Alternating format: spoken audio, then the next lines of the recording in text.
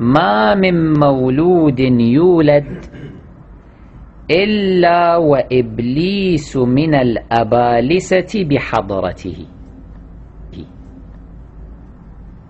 يكون واحد من الأبالسة يكون حاضر في وقت ولادة المولود لابد.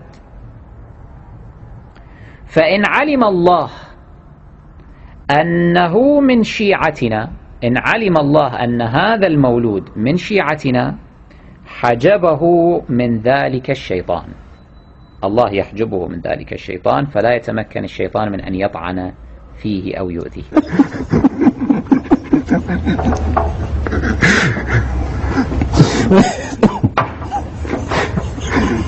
وإن لم يكن من شيعتنا أثبت الشيطان إصبعه السبابة في دبره فكان مأبونا. لقد قرصني الحنش، إن السم يجري في عروقي، لقد قتلتني هذه اللئيمة. إذا لم يكن من الشيعة الشيطان يجعل إصبعه في دبر هذا المولود حتى لما يشب لما يكبر يكون مأبونا، أي يكون منكوحا.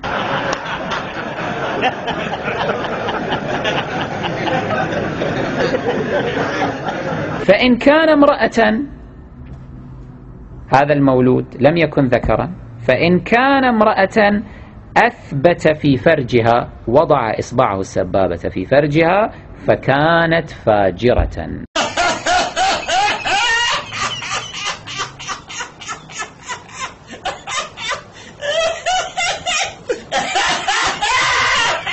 يقول الإمام عليه السلام: إن لم يكن من شيعتنا أثبت الشيطان إصبعه السبابة في دبره فكان مأبونا، فإن كان امرأة أثبت في فرجها فكانت فاجرة.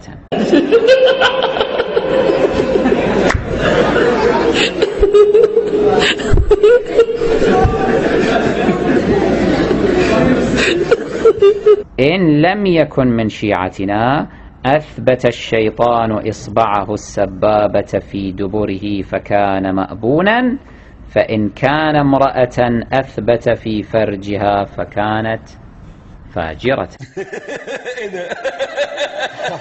انت شفت بيقول ايه؟